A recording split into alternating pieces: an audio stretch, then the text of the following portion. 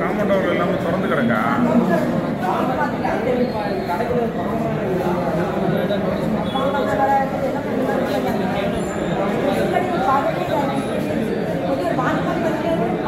சரி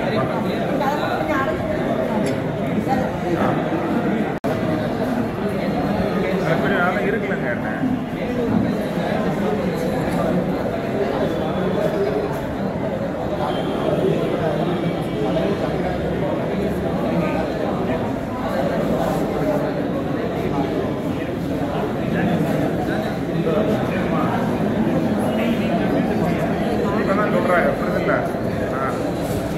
செக் பண்ணிட்டு அடிக்கிறார் சைவ மழையை தூக்கி மழை சைவ அடிக்கிறார்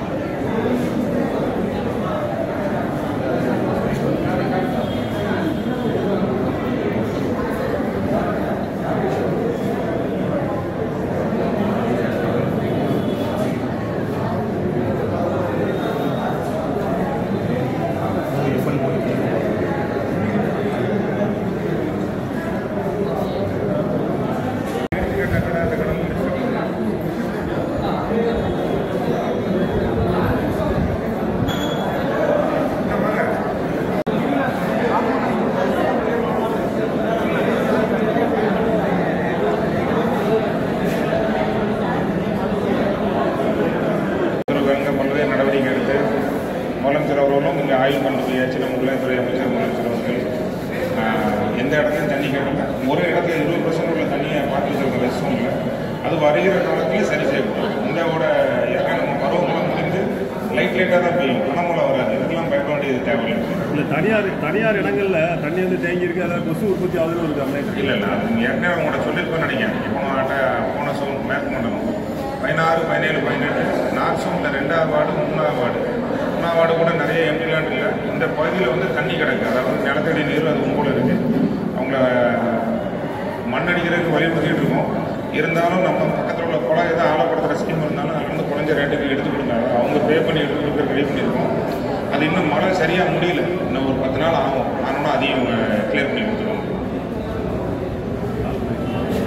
அந்த கால்நடை நான் ஏற்கனவே சொன்ன மாதிரி நீங்கள் இன்னும் அதை எடுத்து போடலை, நீங்கள் தான் அவேர்னஸ் பண்ணணும்.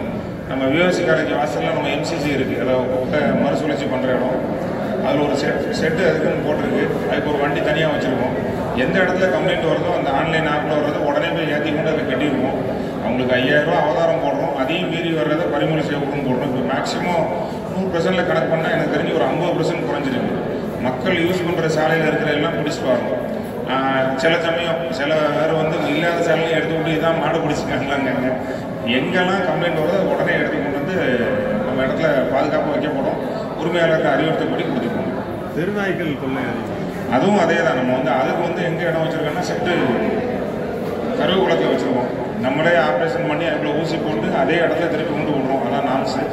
இருந்தாலும் இன்னொரு முயற்சியாக நம்ம ஆணையாளர்களும் டிஸ்கஸ் பண்ணியிருக்கோம். அங்கேயே ஒரு செட்டு போட்டு அதை பராமரிக்கிறதுக்கு ஒரு குழு வந்திருக்கு. அவங்களுக்கு ட்ரையல் பேசிக்கில் அதை கொடுக்கலான்னு சொல்லி ஐடியா பண்ணியிருக்கோம்.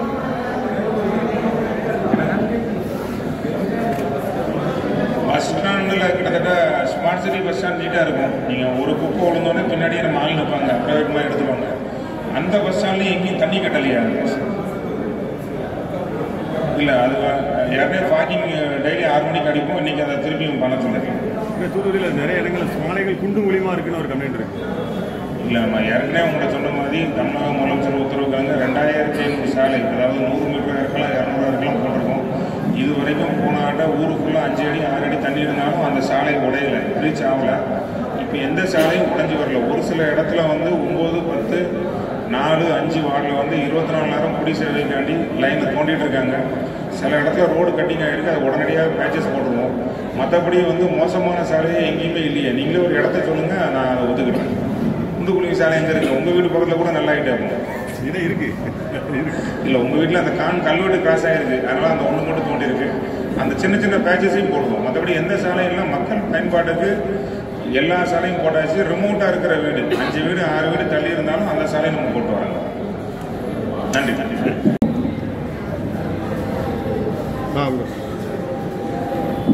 அடுத்தது தேவசகாயம்.